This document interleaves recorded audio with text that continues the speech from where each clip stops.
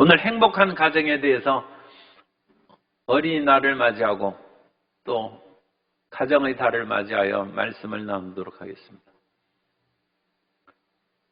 비가 많이 내려서 좋긴 합니다만 어린이날인데 어제 왔으면 좋았을 텐데 오늘 비가 많이 온다고 해서, 그런데 어쨌든 어린이라도 초목에 비가 많이 내리면 무럭 쑥쑥 자라나는 것처럼 하나님의 은혜 가운데 비바람 속에서도 성장하는 복을 내려주실 줄 믿습니다. 우리가 살아가고 있는 가장 작은 사회 단위가 가정입니다. 그리고 그 가정은 아담이 독차하는 것이 좋지 못하다 해서 하와를 만들어서 가정을 일으키고, 또 하나님께서는 아담과 하와는 직접 만드셨습니다만 그 이후에는 아담과 하와를 통하여 생육하고 번성하여 땅에 충만하게 하는 그런 사명을 주셨습니다. 그러므로 가정이 하나님의 은혜의 단위일 뿐만 아니라 하나님의 뜻을 이루는 그런 귀한 기관이요, 하나님의 일터가 되는 것입니다. 그래서 가정은 부부를 중심으로 자녀를 낳고 구성이 되는데,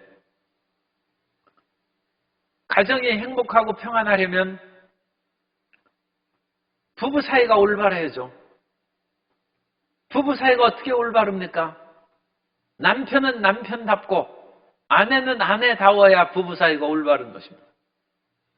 그리고 부부 사이를 통하여 자녀를 낳으면 부모가 부모답고 자식이 자식다워야 가정이 평안한 것입니다. 그런데 사람들이 이전에 결혼을 해보지도 않고 처음 결혼을 했는데 어떻게 살아야 남편답게 사는 것인지 잘 모르는 거예요. 어떻게 살아야 아내답게 살아가는지 잘 모르는 거예요. 자식을 처음 낳았는데 어찌 부모답게 자식을 가르치고, 자식은 아무것도 모르고 지금 살아가고 있는데 자녀가 자녀답게 어떻게 부모님을 생각하고 이 가정에서 살아가야 되는지 알 수가 없죠. 그렇기 때문에 하나님께서는 남편은 남편답고 아내는 아내답고 아버지는 아버지답고 어머니는 어머니답고 자녀는 자녀답게 살아갈 수 있도록 말씀을 주셨어요.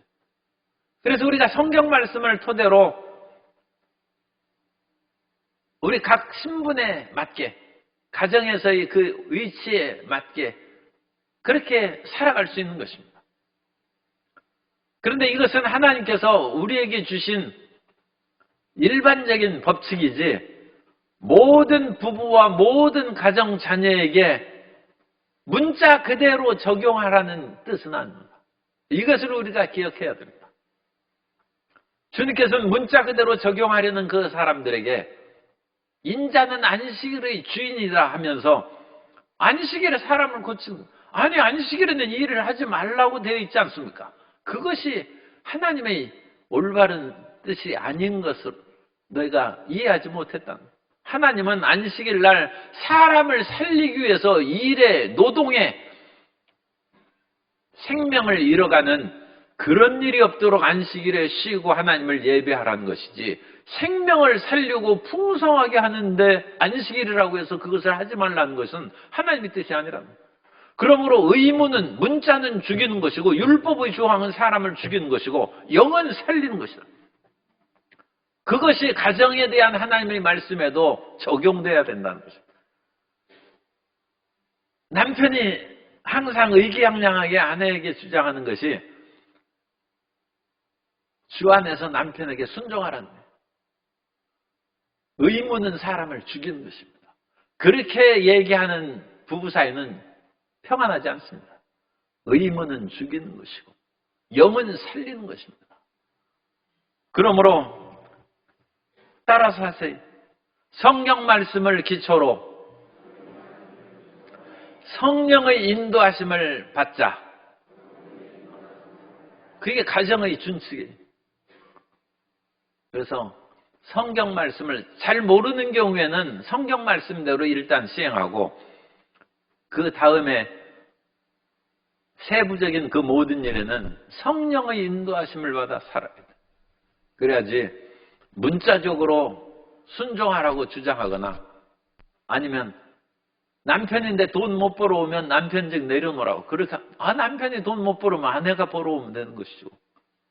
문자는 죽이는 것입니다.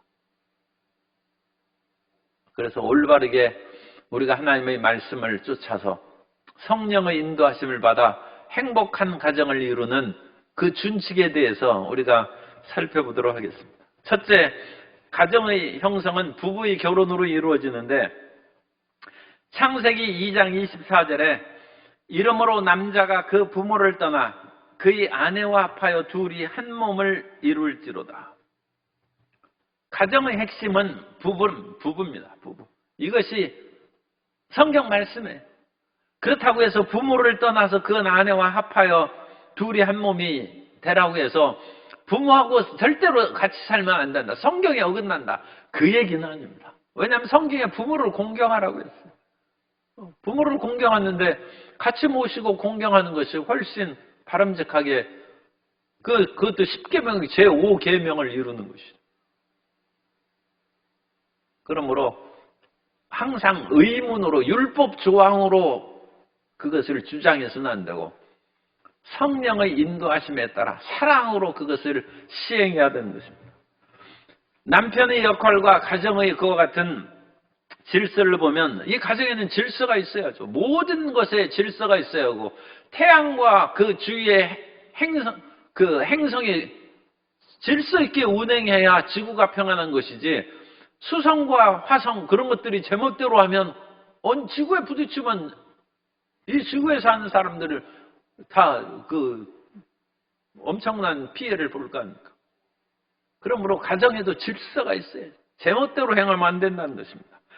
그래서 에베소서 5장 23절에 이는 남편이 아내의 머리됨이 그리스도께서 교회의 머리됨과 같음이니 그가 바로 몸의 구주시니라. 그래서 남편이 머리라는 거예요. 그리스도께서 교회의 머리됨과 같이 가정에서 가장이 남편이라는 것입니다. 그러므로 가장의 말을 아내가 따라야죠. 그것은 문자입니다. 자꾸 이제 의문, 오늘 뭐 다 하려면 또 오늘 아침까지 해야 되니까 짧게 제가 하려고 그럽니다. 그래서 이 말만 항상 기억하세요. 문자로 주장하지 말라는 거예요. 왜 문자로 주장하면 안 됩니까? 찰스 3세의 어머니가 여왕입니다. 영국 여왕이죠. 그 남편은 필립 공입니다. 키가 한 30cm 차이는 날 거예요. 남편이 그렇게 멋지고 키도 잘생겼어요. 그런데 필립 공은 항상 아내의 뒤에 서서 그림자처럼 아내를 도와주고 보필했습니다. 머리는 여왕입니다. 아내가 여왕일 때는 아내가 머리. 그러므로 의문으로 문자로 주장하지 말라는 것입니다. 그래서 아내의 말을 따를 때도 있는 것입니다. 더군다나 여왕인데 여왕의 말을 따라야죠. 그러나 일반적으로는 아내가 남편을 따르라는 것입니다. 그러나 특수한 상황에서는 달라질 수 있는 것입니다. 그리고 아내들은 남편을 따를 수 있는 그와 같은 일이 남편이 목숨을 걸고 사랑하기 때문에 그래요. 에베소서 5장 25절에 남편들아 아내 사랑하기를 그리스도께서 교회를 사랑하시고 그 교회를 위하여 자신을 주심같이 하라. 조인교 목사님도 이 말씀을 해석하실 때 먼저 아내가 순종하고 그 다음에 남편이 죽기까지 아내를 사랑하라는 말이 있다고 그러는데 이것은 선호의 순서의 문제가 아닙니다. 자기 삶에 먼저 실천하는 것이 중요합니다. 그러므로 당신이 나를 주인처럼 따르면 나도 죽기까지 당신을 사랑하겠다. 남편이 그렇게 얘기하면 안 되고 자기에게 해당하는 말씀을 실천하는 것이 그것이 중요합니다. 그러므로 죽기까지 사랑으로 실천하는 거예요. 그러면 하나님께서 순서는 하나님께서 인도하여 주시는 것입니다. 당신이 나를 주인처럼 순종하지 않기 때문에 나도 목숨 못 바친다. 그러면 아내가 말씀 어기는 것은 아내의 그런 일이고 하나님께서 아내에 대해서 책망하시려니와 자기는 왜 하나님 말씀, 남편은 왜 하나님 말씀을 안 지킵니까? 그러면 안 되죠. 아내는 안 지킬지라도 자기는 지켜야 될 거 아니에요. 남편은 안 지킬지라도 아내는 지켜야 될 거 아니에요. 하나님과 자기의 관계에서 자기에게 해당하는 말씀을 지키라는 거예요. 가정에서 다른 사람이라니까 좀 이상합니다만 아내나 남편이나 자식 보고 먼저 이것을 시행하라고 하지 말고 나에게 해당한 말씀을 실천하라는 거예요. 그것이 중요합니다. 그래야 가정이 평화는. 아내가 이 말 안 지키는데 나도 못 지켜. 그럼 아내 따라 믿지 말라 하면 안 믿겠네. 그건 믿음도 아니죠. 자식이 부모님에게 순종 안 한다 해서 자식 쫓아내고 그러면 안 돼요. 자식을 사랑하는 것을 자기가 실행을 해야죠. 그러면 말썽 부리고 나갔던 자식도 돌아올 거 아닙니까? 그러나 아버지가 그와 같은 사랑을 실천하지 않으면 둘째 아들 탕자가 나가서 돌아오겠습니까? 절대로 안 돌아옵니다. 그러나 아버지가 나를 사랑하셨다는 거예요. 그래서 내 마음이 스스로 못 잡아서 허랑방탕하게 먼 곳으로 나갔을지라도 위급한 일을 당하고 죽게 되면 사랑의 아버지에게 돌아온다는 거예요. 그러니까 아버지는 사랑을 하는 것을 실천해야죠. 실천해요. 자식 보고 너 자식답지 않으니까 나도 아버지답지 못하겠다. 그렇게 그 얘기 하지 말라는 거예요. 사랑을 실천하라.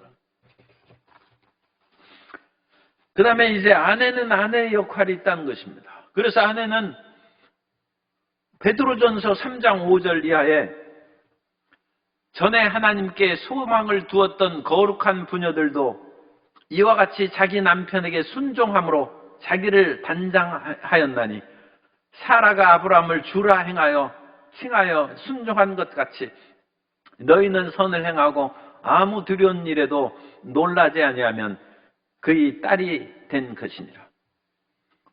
일상적으로는 인류 역사에서 오랜 동안 가부장적 사회가 이루어졌고 오늘날까지 그 영향이 큽니다.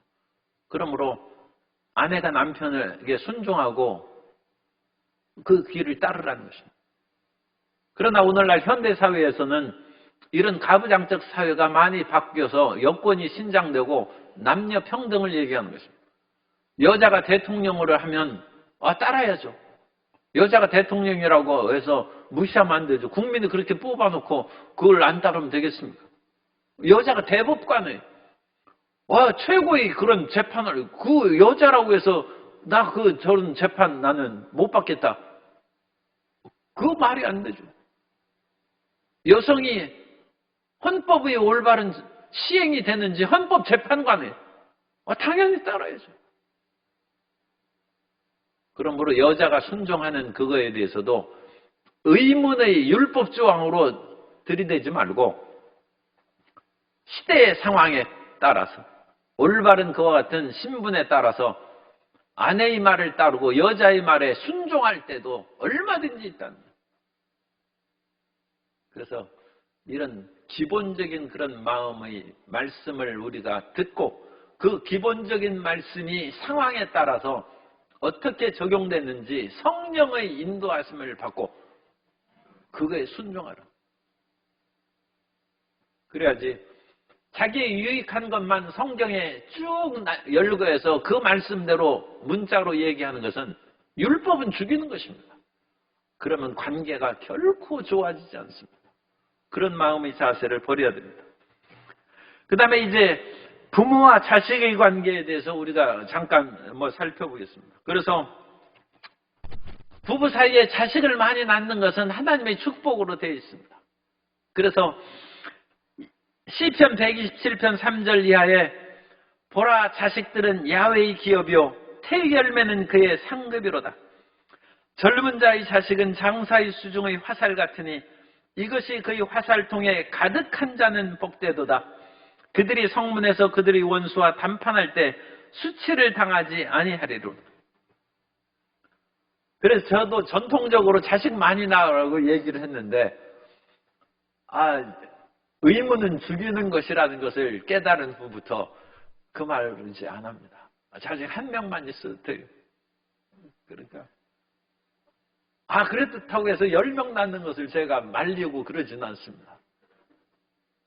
한 명 낳거나 10명 낳거나 부부 사이에 성령의 인도하심을 따라 자녀를 낳으라. 그래야지. 자녀는 아내가 낳는데 자식을 낳는 것이 얼마나 힘듭니까? 그런데 남편이 매일 성경을 들이대고 우격다짐으로 자녀 3명 낳아라, 5명 낳아라. 자기가 낳지. 그러니까 그렇게 강요하면 안 돼. 아내와 서로 협의하여서 같이 그 모든 일을 시행해야지. 그 힘들고 어려운 일을 무조건 아내에게 짐지우고, 옛날에는, 오늘날에는 뭐 그래도 훨씬 낫습니다만, 옛날에는 자녀 낳다가 죽기도 합니다. 많이 죽고 그랬어요. 오늘날에도 자녀를 낳다가 어려움을 당하거나 또는 그렇게 낳는 것이 난산되면 자녀가 호흡곤란을 일으켜서 여러 가지 뇌에 손상을 입고, 그런 일이 일종의 그 숨을 못 쉬어지니까요. 그런 일이 생겨나는데, 항상 부부가 화합하고 상대방의 생명을 존중하는 자세로 그와 같이 자녀를 낳아야 됩니다. 그리고 자녀를 낳은 후에는 이제 아버지다워야 되죠. 아버지다워야 되는데, 그 아버지는 자식에게 먹을 것을 줘야죠. 그러니까 열심히 일해야 돼요. 열심히 일해서 자녀에게 풍부한 영양을 공급하고 잘 먹고 자라날 수 있도록. 전에도 말씀드렸습니다만, 사람이 그 뇌세포가 어머니 태 속에서 만들어지고 그 뇌세포들이 서로 연결되는 이 뉴런의 작용은 태어난 이후에 계속됩니다. 그래서 한 10살까지 그 신경망이 연결된다는 거예요. 그 복잡한 신경망을 연결하는 데는 엄청난 에너지가 필요하고 좋은 환경이 있어야 돼요. 그래서 좋은 환경이 있지 않으면 그 신경망이 부정적이고 파괴적인 것으로 연결돼서 우울증에 걸리고 여러 가지 그런 부정적인 사람으로 성장할 수 있는 것은 태어난 이후에 많이 결정됩니다. 태어난 이후. 그것은 아버지 책임입니다. 아버지가 알코올 중독으로 집안을 시끄럽게 하면 아이가 파괴적인 생각되고, 딸이 절대 결혼 안 한다. 왜냐하면 알코올 중독 아버지 그런 것으로 신경망이 연결돼가지고 남자는 다 그래. 그래가지고 결혼 안 한다. 그건 태어난 이후의 책임. 어머니는 어머니대로 사랑의 상징이죠. 그래서 그 모든 것들을 올바르게 수행을 해야 됩니다. 이 어머니도 중요한 것은 자식에게 믿음을 전달하는 것인데, 디모데후서 1장 5절에 보면, 이는 내 속에 거짓이 없는 믿음이 있음을 생각함이라. 이 믿음은 먼저 내 외조모 로이스와 내 어머니 유니게 속에 있더니 내 속에도 있는 줄을 확신하노라. 어머니의 신앙이 자식에게 내려가는 거예요. 그래서 오늘날에도 유대인들의 시민권을 얻는데 수없이 디아스포라된 유대인들이 있죠. 그 사람들을 이스라엘이 자국의 시민으로 받아들이는데 첫째 조건은 어머니가 유대인일 것. 아버지가 유대인인 것은 두 번째 조건입니다. 아버지보다 어머니가 유대인인 것이 중요하다. 그러면 이스라엘 시민이 쉽게 될 수 있어요. 그런데 성경에도 이와 같이 디모데의 믿음이 어머니를 통해서, 외할머니를 통하여 내려. 그래서 오늘도 우리가 무릎 위에 앉아서 그 성경 읽고 하는 그것을 기억한다고 했는데, 그 어머니 신앙으로 내려가요. 그러니까 그 어머니는 피아노 학원 또 실수를 했네. 피아노 학원도 데리고 태권도 학원도 데리고 수학 학원도 데려가야 되지만 교회를 데려와야 돼. 그래서 믿음을 이어가게 해야지. 아무리 피아노 잘 치고 태권도 잘해도 예수님 믿어야죠. 예수님 믿는 것보다 이 세상에서 잘 나가는 것이 좋다. 그건 믿음이 없는 것이죠. 그 믿음을 가져야지. 어머니가 그렇게 믿음이 없이 생활하면 되겠습니까? 예수님을 믿고 교회에 나오고, 그럼으로써 교회에 나오는 형식적인 출석이 아니라 예수님을 믿으라는, 예수님을 만나고 예수님을 믿은 후에 피아노 학원도 가고 태권도 학원도 가고 수학 학원도 가고 그러라는 것입니다. 그래서 그 어머니답게 사는 것이 바로 그것입니다. 그리고 자녀는 자녀답게 이제 살아야 되죠. 그래서 자녀는 오늘 첫 번 말씀부터 6장 1절에 어린이날인데 이것이 있어서 좀 부담되었어요. 그런데 자녀들아 주 안에서 너희 부모에게 순종하라. 이것이 옳으니라. 그래서 자녀는 왜 먼저 부모님에게 순종해야 됩니까? 모든 지식과 삶의 원천이 부모님에게서 나오기 때문에 부모님을 순종해야지, 어려서부터 부모님이 엄마가 주는 젖을 내가 거부하고 나는 내대로 살겠다. 그럼 굶어 죽는 것입니다. 어머니에게 순종해서 젖을 먹어야 되고 주는 대로 먹어야죠. 밥을. 어머니가 어련히 알아서 주겠습니다. 그래서 주는 대로 받아 먹다 보면 어린 새끼새가 어미가 주는 대로 다 받아 먹어야 살지, 그거 거부했다가 하면 새끼새가 굶어 죽죠. 그걸 먹은 후에는 그 다음에 자기가 날아갈 수 있을 때 자기 것을 좋아하는 것을 찾아서 시행하는 것입니다. 그리고 자식이 이제 장성하면 자기 나름대로의 지위와 능력이 있으니까 부모님은 그걸 인정해 줘야 됩니다. 그래야지. 자식이 이미 날아다니는데 꼭 어미새가 쫓아다니면서 딴 거 먹으려면 이거 먹지 말라고 해서 쪼아대고 그러면 되겠어요. 못 날아다닐 때나 그와 같이 간섭을 하고 그래야지. 그 간섭한다는 것은 잘못되지 않도록 하는 것이지, 이미 자기 나름대로 날아다니면 그건 어느 정도 부모의 책임이 시행돼서 돌보는 한계를 벗어나는 것입니다. 그래서 그 안에 자녀는 어릴 때에는 당연히, 그러니까 최소한 18살이라든지 20살이라든지 그런 나이까지는 부모님에게 순종하고, 나이가 20살 넘으면 이제는 부모님도 자녀를 성년으로 인정해서 옆에서 조언을 해야지 우격다짐으로 할 수 없어요. 그래서 그런 마음을 가지고, 자녀가 옛날 남이장군 남아이신 미평구면 후세수칭 대장부라고 했어요. 남자가 20살이 되어서 천하를 평정하지 못하면 어찌 후세 사람이 나를 대장부라 하겠느냐 했는데 20살에 왕 됩니다. 알렉산더도 20살에 왕이 되어서 30살에 온 세계를 평정하고 33살에 죽었어요. 30살인 나이가 적은 나이가 아닙니다. 그러므로 자녀가 크면 부모가 자녀를 인정해 줘야 됩니다. 그것이 이제 나이가 든 부모의 자세, 또는 성장한 자식에 대한 부모와 자녀의 관계. 그리고 특히 5살이나 10살 되었을 때, 여기 4절에 있죠.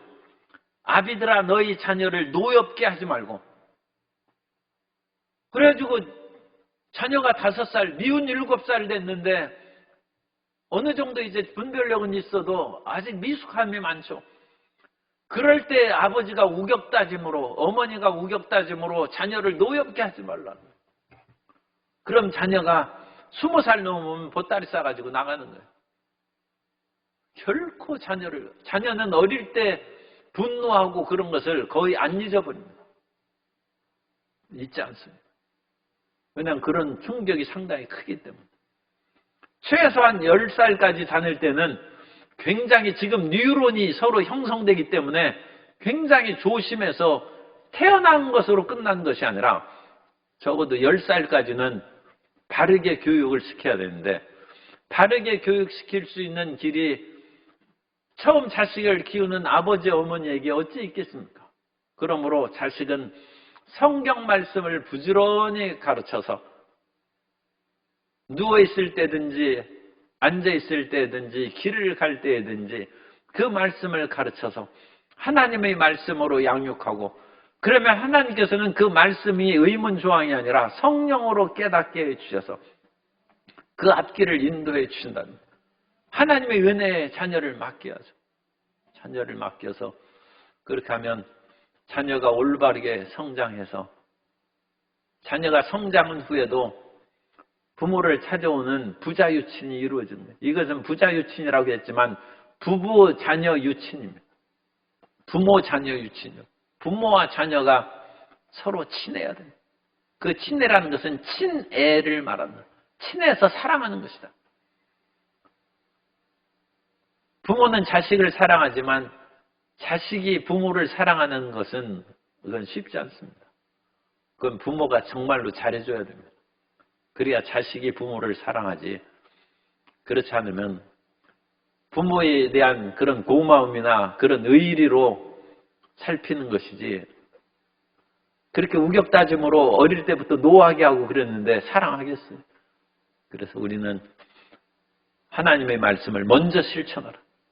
자식이 자식다워야지. 그러지 말고 내가 자식을 노엽게 한 것이 있나 회개하고 사랑하고, 아내가 아내답지 못하다 그것을 얘기하기 전에 내가 남편답게 먼저 행하고 죽도록 사랑했는지 그것을 회개하고, 아내도 또한 말끝마다 남편을 그렇게 괴롭게 했으면서도 내가 사랑받지 못한 사람이다 그러지 말고 그 남편에 대한 자기의 의무와 그런 행할 일을 함으로써 사랑받는 사람이 되어서, 남편은 남편답고 아내는 아내답고 아버지는 아버지답고 어머니는 어머니답고 자녀는 자녀다운 가정을 이룩하게 되시기를 주님 이름으로 축복합니다. 그 기본은 성경 말씀을 먼저 내게 적용하는 것이고 성령의 인도하심에 따라서 변화될 수 있다는, 문자로 주장하지 말고 성령으로 화목한 가정을 이룩하게 되시기를 예수님 이름으로 축원합니다.